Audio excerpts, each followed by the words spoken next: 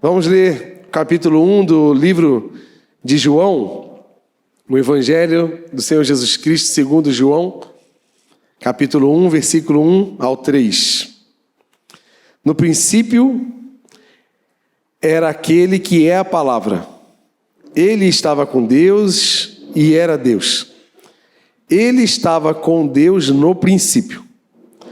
Todas as coisas foram feitas por intermédio dele. Sem ele, nada do que existe teria sido feito. Amém? Amém? Está comigo aí, amém? O nosso amigo apóstolo João, ele escreveu o Evangelho com uma intenção intrínseca. Não foi apenas registrar milagres ou atos do Senhor Jesus, por mais que o livro constitui-se disso. Se você ler o livro, ele tem registros de milagres que o Senhor Jesus realizou no período que ele estava aqui. E, logicamente, que ele não conseguiria registrar todos. Inclusive, ele fala, gente, eu não consegui colocar tudo aqui, porque se eu fosse registrar todos os milagres que Jesus fez, não caberia em nenhum livro. Então, não é sobre a história de 100%, mas João separou alguns milagres específicos justamente por causa da intenção que ele teve em escrever o livro. Quando João terminou de escrever esse livro, praticamente ali no primeiro século, os judeus estavam passando por um período de estar distorcendo a identidade de Jesus como Filho de Deus. E existiam vários movimentos contra, a favor, no meio termo, sobre quem realmente era Jesus. Então, João, quando escreveu esse livro, ele teve uma intenção de expor a identidade de Jesus como Filho de Deus. Se você vê nos evangelhos, Mateus, Marcos, Lucas e João, todos eles são até muito parecidos. O João é um pouco diferente dos três. Mas eles registram, se você olhar meio por cima, parecem ser iguais. Mas cada evangelho tem uma intenção. E João teve essa intenção. Os milagres de Jesus registrados aqui foram colocados com uma intenção de demonstrar a identidade de Jesus como Filho de Deus e não apenas mostrar um milagre localizado.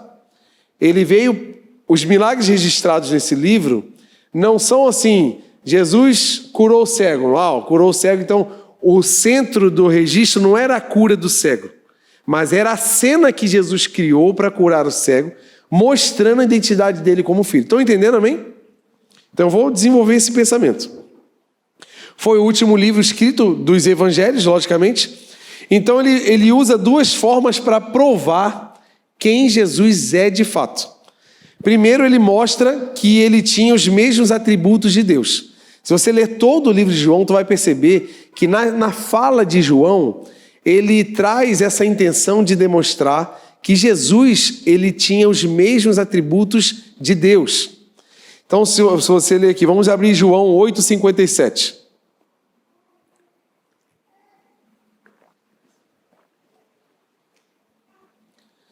Disseram-lhes os judeus: você ainda não tem 50 anos e viu Abraão? Respondeu Jesus: eu lhes afirmo que antes de Abraão nascer, eu sou. Essa fala, eu sou, ela vem lá, se você lembrar da história de Moisés, quando Moisés questiona o Senhor e fala assim: Deus, o que eu vou falar? O que eu vou falar lá no Egito? Quem que mandou eu vir buscar o povo? Vou falar que foi quem? Aí Deus falou o que para Moisés? Diga a eles que o eu sou o enviou. E o eu sou, ele fala muito sobre a identidade divina. A identidade real do Senhor. O eu sou quer dizer o quê? Que ele será tudo o que precisar ser na hora que for a necessidade. Quando você precisar de alegria, ele é alegria para você. Quando você precisar de consolo, ele é o consolo para a tua vida. Quando você precisa de um livramento, ele é o livramento da nossa vida. Quando você e eu precisamos de ânimo, ele é o ânimo. Então, o eu sou é justamente isso. Ele é o que ele é. Ele não tem adjetivos. Ele não tem uma escala para dizer quem é Deus. Ele é antes de todas as coisas. Então, Jesus, quando ele fala essa frase, ele já está dando uma ideia de quem realmente Jesus é. Ele não é um grande profeta. Ele não é um homem com grande capacidade de cura. Ele não é um homem com grande capacidade de desafiar os poderes da física andando sobre águas. Não, ele é o próprio Deus. Ele é. Por isso que ele falou antes, olha, se vocês acham que, estavam reclamando, Jesus, tudo bem, como é que tu conhece Abraão? Olha, Abraão nem nasceu, eu já estava ali. Então ele fala isso, para você ver que João registrou essa fala. Olha a intenção de João, querendo demonstrar quem Jesus é. Então existem 7 declarações no livro de João que declaram a identidade. Se você ver João 6, ele fala que é o pão da vida. João 8, ele fala que é a luz do mundo. João 10, ele fala que é a porta. Em 10 também ele fala que é o bom pastor. João 11, ele fala que é a ressurreição e a vida. João 14, ele fala que é o caminho, a verdade e a vida. E João 15, ele fala que é a videira verdadeira.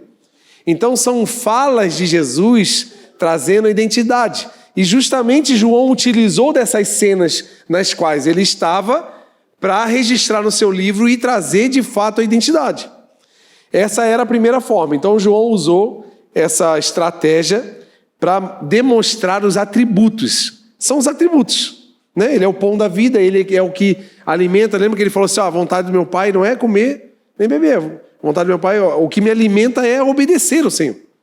Então, se você está em Deus, a sua alma se alimenta, o seu espírito está alimentado. Salmo 23 diz que quando o Senhor é o meu pastor, eu não sinto falta de mais nada, porque Ele é o pão da vida, Ele é o alimento do meu espírito, Ele que me mantém de pé. Então ele vai trazendo a luz do mundo, eu sou a luz do mundo, porque é Ele que ilumina, é Ele que traz, que dissipa as trevas. Então essas atribuições, que são atribuições de Deus, só que era um homem em carne falando. Por isso que era difícil as pessoas olhar para um homem aparentemente normal, por isso que ele foi perseguido. Esse cara está doido, está falando que é filho de Deus? Esse cara está doido, está falando que é o Messias enviado. Quem é esse cara? E existia essa perseguição. E Jesus ia falando essas frases, deixando o pessoal entender quem ele era, mas o pessoal estava com dificuldade. Eu sou o caminho, a verdade, o caminho, artigo definido no singular. Não é um caminho. Jesus não é um dos caminhos que vai te levar ao céu. Jesus é o caminho, é só Ele. Só vamos a Deus através de Jesus. Só há um mediador entre Deus e os homens, Jesus, o Cristo. Então ele é o caminho. Então ele foi dizendo. E a segunda forma que João utilizou para declarar a identidade divina de Jesus foi falando que além de Jesus ter os atributos de Deus, essas coisas que só Deus tem, que é ser a luz, que é ser o caminho, que é ser a verdade, ele também realizava. Então Jesus não era só o homem que falava, ele falava e fazia. Então João utilizou dessa segunda estratégia para demonstrar e comprovar a identidade de Jesus. Então ele registra 7 milagres. Capítulo 2, ele transforma água em vinho. No capítulo 4, a cura do filho do oficial. Capítulo 5, a cura do paralítico. Capítulo 6, a multiplicação de pães e peixes. Capítulo 6, ele anda sobre o mar. Capítulo 9, ele cura um cego de nascença. E capítulo 11, ele ressuscita Lázaro. Nesses registros, agora ele não está só falando o que Jesus falou. Agora ele está mostrando o que Jesus fez. Então, se você não acreditava no que eu estou falando, agora tu vai ver com os próprios olhos. Então, João teve o cuidado de registrar momentos em que era impossível você ver e não dizer, esse homem é o Filho de Deus. O que ele está fazendo não tem como fazer. Lázaro estava há 4 dias já em decomposição, não tem como ressuscitar. Jesus ressuscitou. O que era para todos morte, o que Jesus falou sobre Lázaro? Ah, ele está dormindo. O que é para você uma perda, Jesus está com tudo na mão dele ainda. O que é para a gente algo impossível, não existe impossíveis para Deus. Então ele registrou os feitos. É aquela velha história, né? Não é só de falar, mas ele mostrou na prática. Então, se ele tem atributos de Deus, e se ele também faz coisas igual Deus faz, quem é Jesus? O próprio Deus, sim ou não? Então, João utilizou dessas duas principais ferramentas para mostrar exatamente a identidade de Jesus. Não só para os judeus da época, mas para nós aqui hoje. Se pegar o livro de João e ler, você vai identificar esses registros e não tem como não ligar a identidade de Jesus com a pessoa do Senhor. Porque são coisas muito bem identificadas. Glória a Deus pela vida desse apóstolo que deixou esse registro para nós. E eu trouxe um dos 7 milagres para a gente perceber essa intenção de João em registrar. Eu trouxe aquele conhecido milagre do paralítico no tanque de Betesda. Então abre capítulo 5, versículo 2 do livro aí para a gente.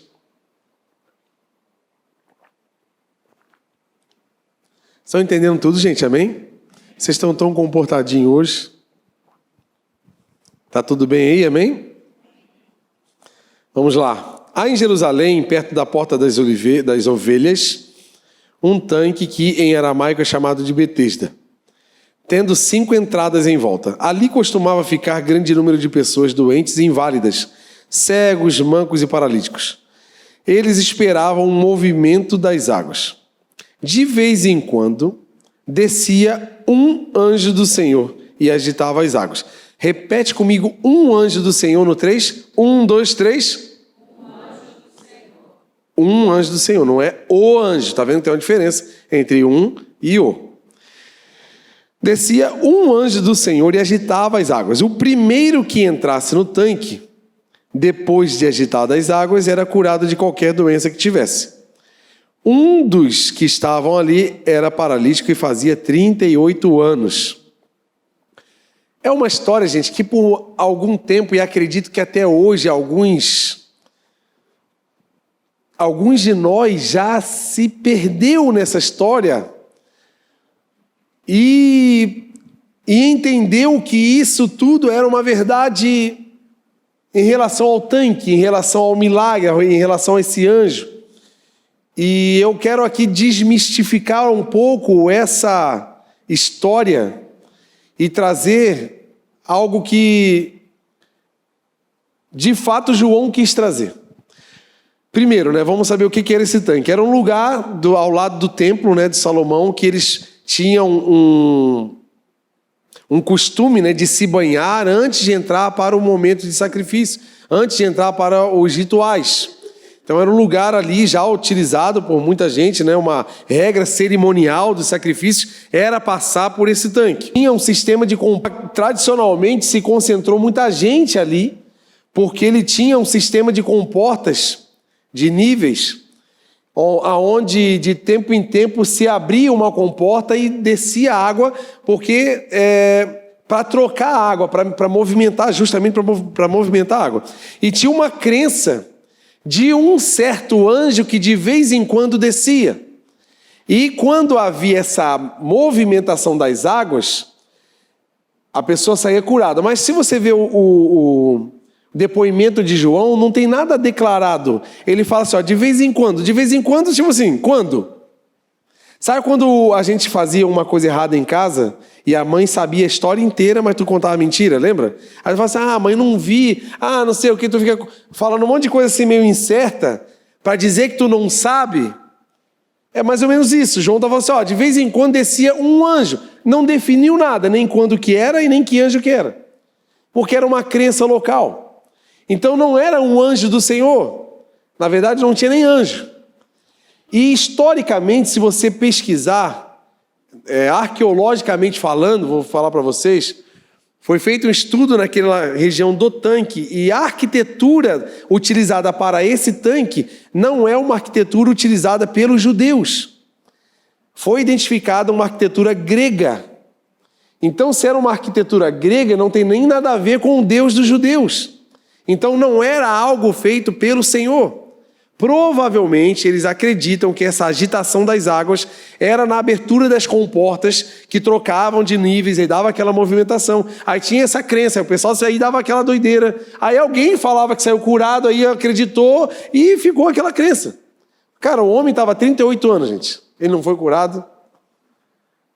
Tudo bem que ele teve essa desculpa de falar que ninguém me levou, então talvez ele não experimentou de estar sobre as águas, mas também não fala. Ele não fala assim, eu conheço esse cara aqui que foi curado, o meu amigo foi curado.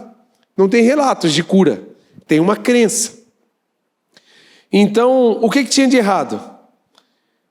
Tinha de errado porque o tanque se tornou um lugar onde as pessoas se frustravam com uma falsa esperança de cura. E era um lugar de extrema miséria. Imagina o ambiente que tinha lá, pessoas se sujeitando a todo aquele ambiente. E o que tinha de errado nisso, gente? Primeiro, essa regra. Quando o anjo desce, o primeiro que descer é curado. Isso não fecha com Deus. Deus, ele não é um apaixonado por competições, que ele fala assim, corre aqui primeiro no púlpito, quem chegar primeiro vai ser abençoado. Ele não faz isso. Quem chegar primeiro na igreja vai ganhar uma bênção. Não. Sabe que parece com Deus isso, sim ou não? Eu conheço um Deus que ele diz assim, todo aquele que nele crê será salvo. Todo.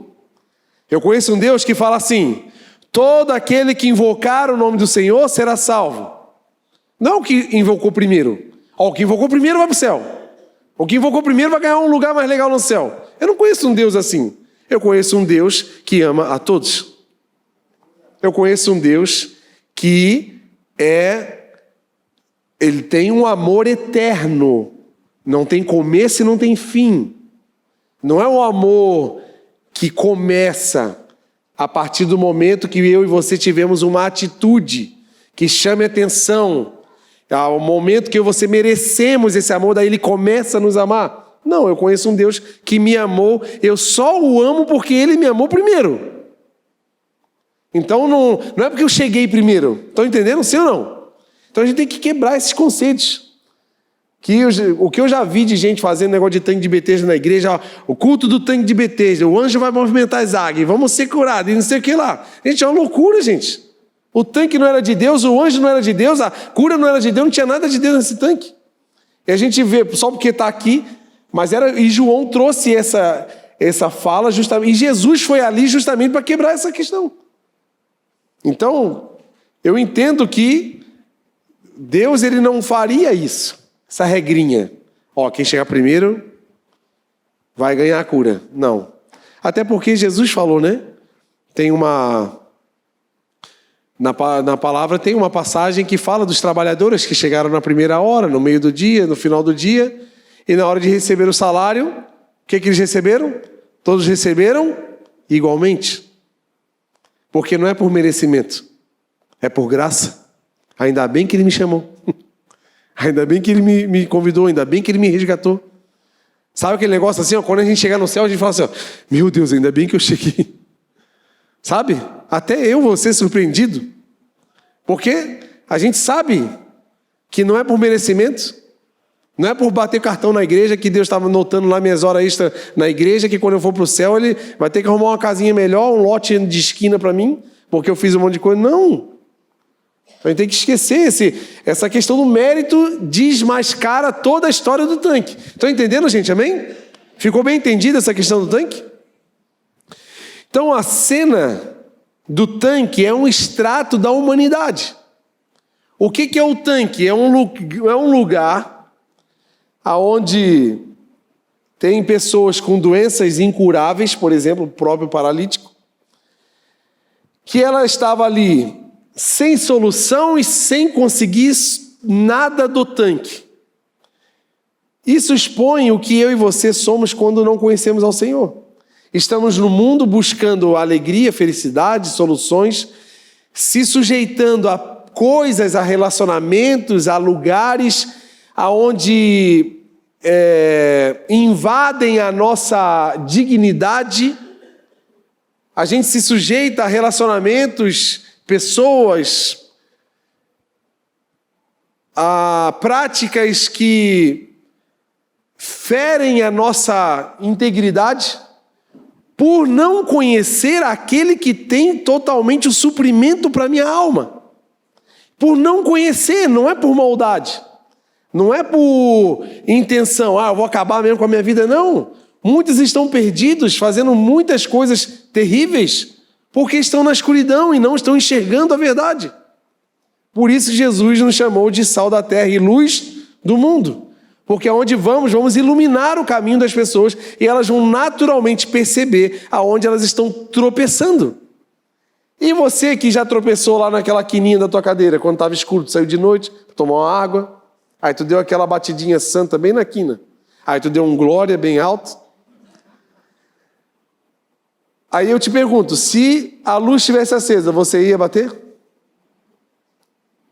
Por quê? Você quer bater? Tu quer arrebentar o teu dedinho ali na mesa? Não, ninguém quer. Ninguém quer o mal para si mesmo. Por isso que precisamos nos expor ao mundo para iluminar o caminho daqueles que estão como um paralítico num lugar de esperança vazia. Ali a pessoa consumindo coisas e gastando dinheiro, a energia, a vida, achando que aquilo vai trazer alegria e não está trazendo. É só naquela hora, mas depois que vai embora, cai numa depressão, num sentimento de abandono, num sentimento de inferioridade terrível, com a dignidade toda bagunçada, porque é o ambiente do tanque. Muitos aguardando e se sujeitando. E aconteceu algo diferente de muitos outros milagres, que geralmente nos milagres de Jesus, a pessoa abordava Jesus. Era o leproso falando, Jesus, se o Senhor quiser, o Senhor pode me curar. Era o cego, Jesus, filho de Davi, tem misericórdia de mim, gritando. Era a mulher do fluxo de sangue, pulando e encostando na orla do vestido de Jesus. Geralmente a abordagem era dentro de um desespero, vindo do que precisava ao que tinha. Só que esse milagre foi o contrário. Jesus, ele se sujeitou a um ambiente hostil que era aquele... Vocês imaginam, gente, o ambiente que era esse tanque?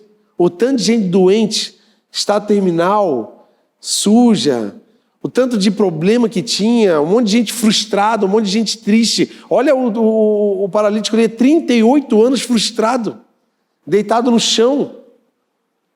Então Jesus se sujeitou àquele ambiente. Ele foi. A palavra diz, né? O que a gente leu?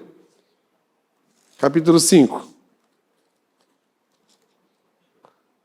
Algum tempo depois, Jesus subiu a Jerusalém para uma festa dos judeus. E aí ele chegou no tanque. Ele foi. E o tanque, esse ambiente, expressa um pouco do mundo, da humanidade. Que Jesus veio. O que João 3,16 fala? Deus amou o mundo de tal maneira que enviou.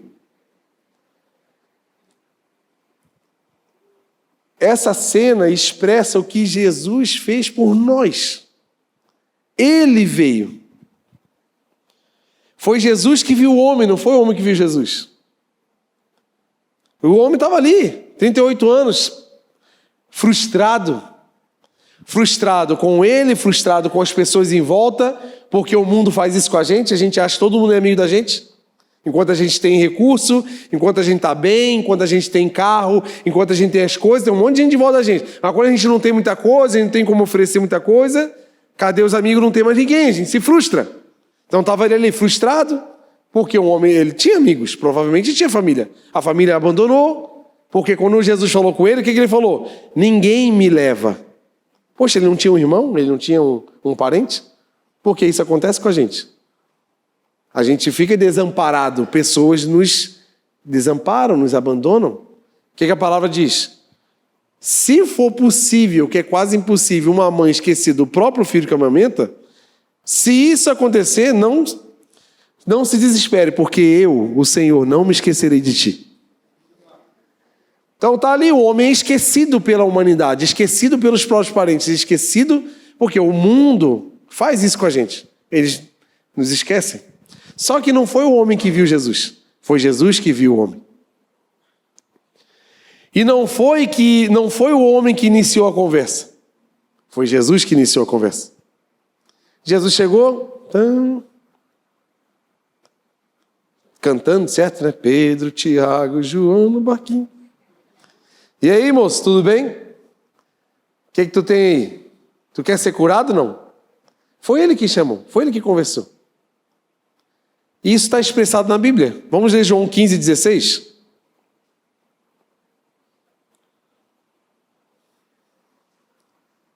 Não foram vocês que me escolheram, pelo contrário, foi eu que escolhi vocês. Para que vão e dê fruto e que esse fruto não se perca. Isso a fim de que o Pai lhes dê tudo o que pedirem em meu nome. Apesar de você estar aí, coisa mais linda do Senhor Jesus, cheiroso, bonito, arrumado na igreja, veio congregar. Que bênção, né? Olha para alguém e fala assim, ó, que bênção que tu está aqui, né? Há um tempo atrás, quem era tu? Fala assim para ele assim, ó. Quem era você? Eu sei quem era você. Né? Mas tu está aqui, que bênção, né? Que bênção, tá uma ovelhinha crentinha, né? Aqui na igreja. Dia de feriado, podia estar em casa assistindo a Netflix. Mas veio, está aqui, que bênção. Mesmo assim, não foi você que escolheu, foi Deus que escolheu você. Eu e você somos sorteados, somos felizardos. Porque nós estávamos como o paralítico do tanque de Betesda, jogados, sem solução, num lugar sem esperança, abandonados, sem condições de mudar a vida.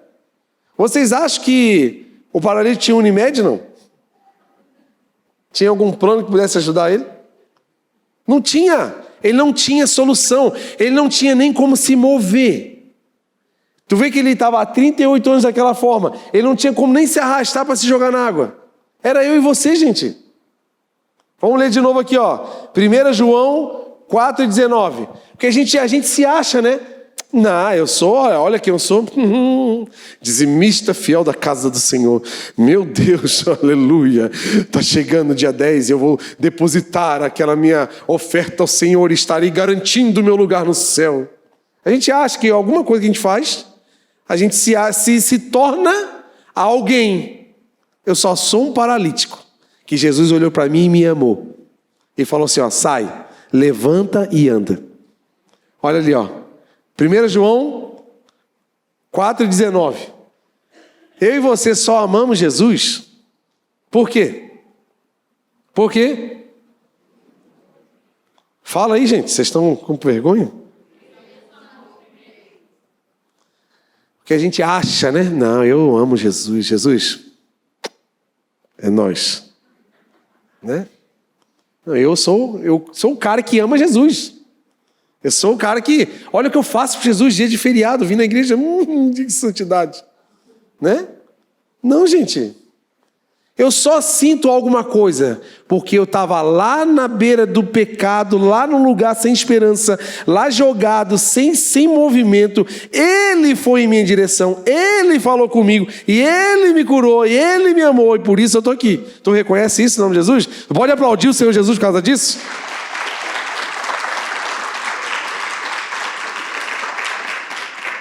A gente precisa reconhecer isso, gente. Se eu não reconhecer isso, quem eu sou?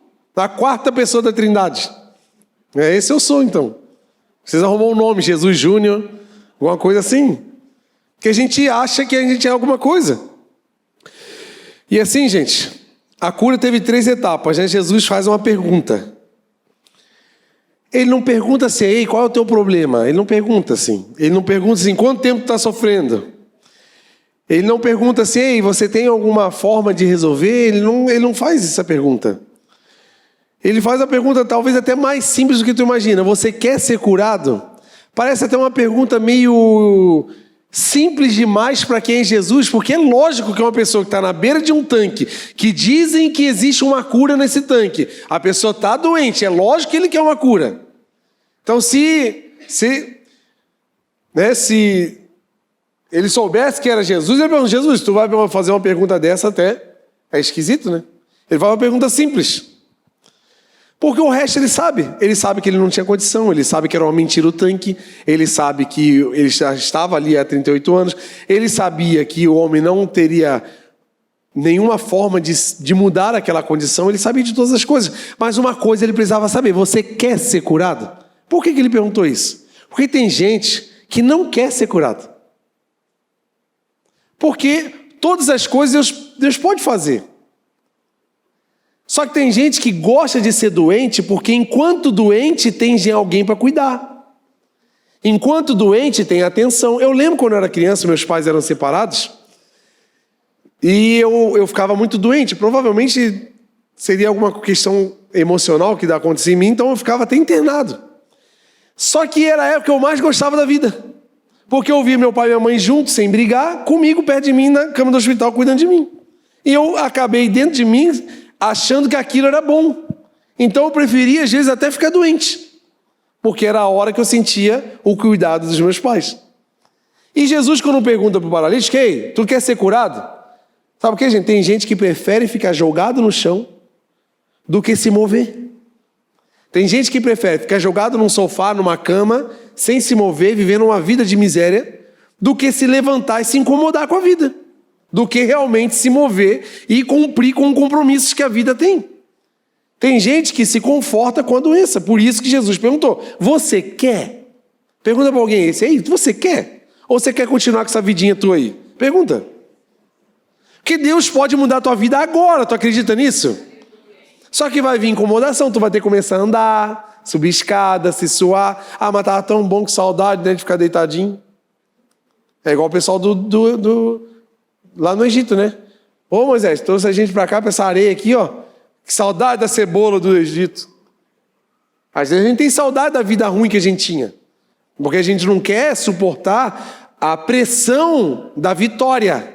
Que Deus quer elevar a nossa vida. Você acredita nisso também? Só que para uma elevação de vida vai ter mais incomodações.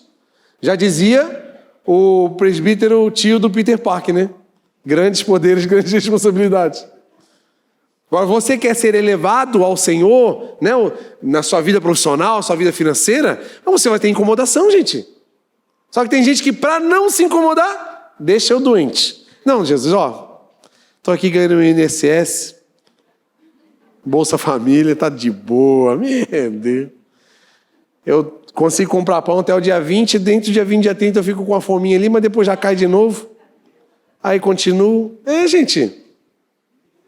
Por isso que Jesus fez essa pergunta. Ei, tu quer? Pergunta de novo aí, me ajuda aí. Tu quer? Jesus veio. Ele está querendo te curar. Agora, se você quiser continuar nessa vida. E a resposta dele só expressou o que ele estava no coração. Mágoa, tristeza, rancor, amargura. Porque era um cara sofrido fisicamente, abandonado sentimentalmente. Porque não tinha ninguém para levar. Então ele poderia ter respondido na hora: sim, Deus, eu quero. Sim, Jesus, eu quero. Mas o que ele respondeu? Ah, Jesus, eu estou aqui, ó, faz um tempão, nunca ninguém me leva. Esse é um problema que eu e você às vezes temos. Jesus está com uma resposta para a tua vida. Ao invés de você se agarrar na resposta, se agarrar e mudar de vida, você fica assim: ah, mas não. Sabe o que aconteceu? É porque... Aí tu fica assim... remoendo veneno, remoendo coisa que já era para ter jogado fora, e a gente fica assim, valorizando o que é ruim. Gente, para de valorizar o que é ruim e se agarra no novo do Senhor. Deus quer dar algo novo e você fica: oh, mas não. Deus quer dar um copo novo, essa água está toda suja, nojenta. Ah, mas o meu copo... Mas...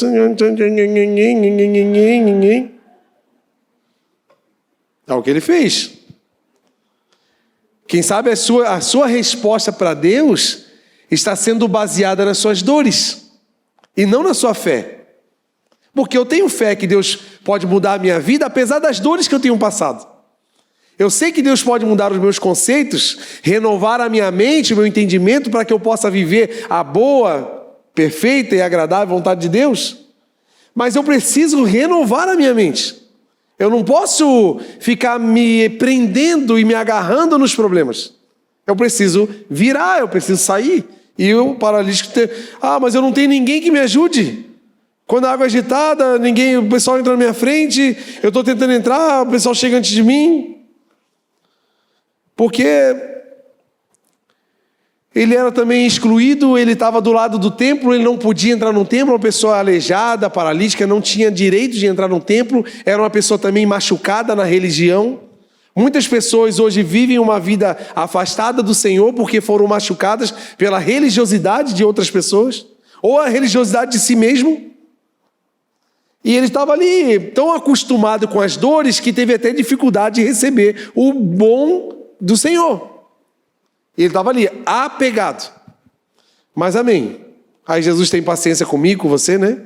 Porque se fosse um de nós, já tinha jogado um raio na cabeça. Mas ainda bem que ele é bonzinho com a gente. Então Jesus dá uma ordem, né? Levanta. Interessante que Jesus, ele assumiu todo o controle da situação. Porque nem para ser curado o homem prestava. Nem para pedir uma cura o homem prestava. É igual eu e você, gente. A gente é ruinzinho mesmo. A gente é difícil. Até para ser abençoado, a gente se atrapalha. Até para receber as coisas de Deus, a gente se perde, a gente fica meio assim. A gente é dificilzinho. Aí Jesus vai lá e toma a frente. Ó, antes de eu te fulminar, levanta, pega a tua cama e vai.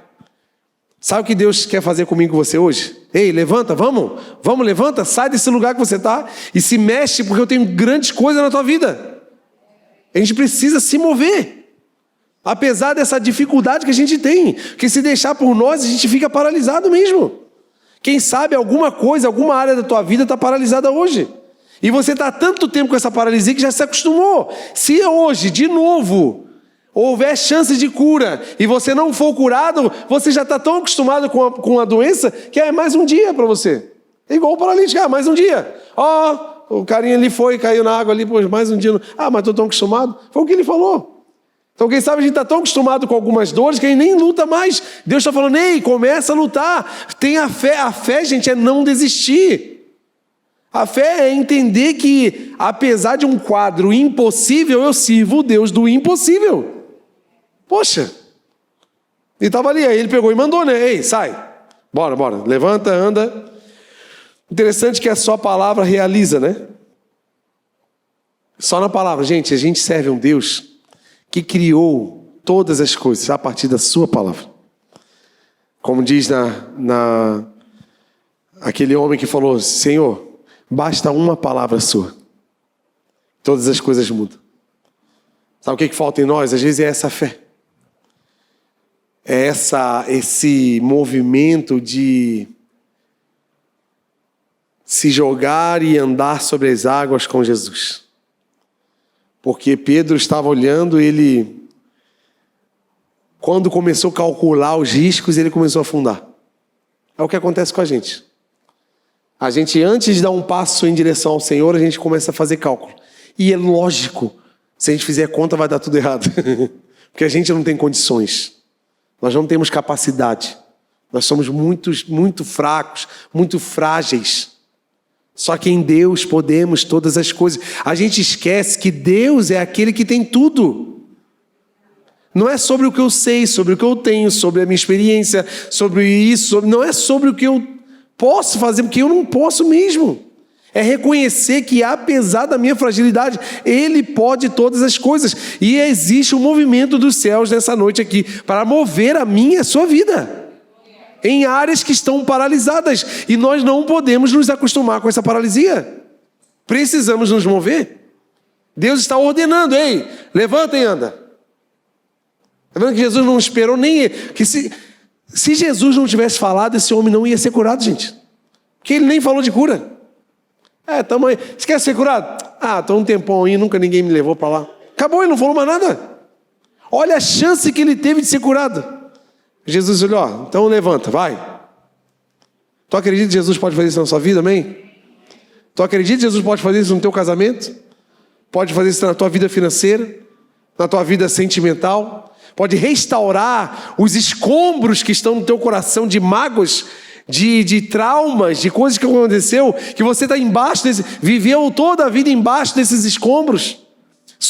se sujeitando a tantas dores. E está tão acostumado que você quer saber, eu vou viver desse jeito mesmo, porque não tem o que muda. Claro que tem, Jesus chegou, e Jesus está falando assim, ei, levanta e anda, se movimenta, que tem coisa grande acontecendo. E por último, o que acontece? O homem se levanta. Normalmente, uma pessoa quando quebra um pé, uma perna, um fêmur, um quadril, que ele se sujeita a quê depois de uma cirurgia? No mínimo, uns 3 meses de quê? Fisioterapia. De reabilitação. Normal, né? Tem gente que, depois do Covid, de muito tempo internado, deitado, tem que fazer para se aprender a melhorar os movimentos. E esse homem não precisou de fisioterapia, ele saiu andando, carregando a cama ainda. Porque a cura do Senhor, ela é completa. A alegria do Senhor, ela é completa. Tudo que vem do Senhor é completo. Não é metade igual o mundo oferece. Não é alegria só até 3 horas da manhã, das 3 em diante, você que se estoura com as suas tristezas. Não é igual as drogas que a pessoa usa, acabou o efeito, entra no buraco da depressão. Não é igual relacionamentos abusivos e ruins que nós nos sujeitamos, que a pessoa, enquanto tem interesse em nós, está fazendo algo por nós, mas enquanto a gente presta a gente alguma coisa, mas depois não serve mais para nada, a gente se sente um lixo. Não é isso. O que Jesus faz é completo. E é total. Jesus curou, reabilitou e liberou. E o homem foi para onde? Para o templo. Sabe por quê? Jesus estava devolvendo a dignidade e a conexão entre o homem e Deus. Foi exatamente o que Jesus fez ao vir ao mundo. Quando Jesus veio, ele me viu, ele te viu, ele me amou, ele te amou. E ele reestabeleceu a conexão na qual nós tínhamos perdido por causa do pecado. Inclusive a história, eu não vou conseguir, precisava de uns 2 cultos para pregar 100% da palavra desse paralítico aqui, porque tem muita coisa daqui para frente, um monte. Mas acredita-se que ele não é de nascença paralítico, e por ele não ter sido de nascença, acredita-se que essa paralisia veio através de um pecado. Porque normalmente nessa época, pessoas que tinham, por exemplo, lepra, uma cegueira, uma paralisia, era de algum ato pecaminoso que era um juízo que ela recebia. Por que eu estou falando isso? Porque quando Jesus depois lá na frente vai falar com o paralítico, ele fala assim, se arrepende, vai e não peques mais, para que não aconteça algo ainda pior. Então isso meio que liga o porquê que ele era paralítico. Porque Deus, ele não quer só curar o nosso corpo físico, ele quer curar o nosso espírito, o nosso entendimento, a nossa alma. E quer que a gente chegue ao arrependimento. Arrependimento não é você ficar triste pelas coisas erradas que eu fazia. Ai, mas eu sou tão ruinzinho. Mas não é só chorar pelo que eu faço de errado. Arrependimento é virar em direção contrária a todas as atitudes que eu vivia antes de Jesus. Eu estava indo nessa direção antes de conhecer Jesus. Conheci Jesus, é um giro de 180 graus, gente. É aqui, Paulo matava, perseguia cristãos. Quando ele conheceu Jesus, ele abria a igreja para cristão. Ou o contrário. É o contrário. Zaqueu era um corrupto, ladrão. Quando Jesus visitou a casa dele, ele devolveu e dava para os pobres o dinheiro. É o contrário. Então, o que Deus quer fazer em mim e você, esse movimento de arrependimento, é se mover diante de um caos que eu e você somos, infelizmente. Só que tem solução para nós por causa de uma coisa, porque Ele nos ama. Ele não leva em consideração. Tipo assim, o que eu e você fazemos não se compara ao amor que Ele tem por nós. Então assim, por isso que essa religiosidade do templo, de separar a pessoa que não podia entrar, isso acontece e hoje, nos dias de hoje, igrejas que infelizmente segregam pessoas. O amor de Deus se estende a todos nós, gente. E Ele transforma a nossa vida. Não importa o que eu e você fizemos, o que importa é se eu e você queremos ser curados. Queremos mudar de vida. Queremos entender e aceitar essa nossa condição perdida, paralisada, num lugar de falsas esperanças, que agora chegou aquele que vai mudar a minha vida e vai me colocar em movimento de verdade. Vamos ficar de pé em nome de Jesus?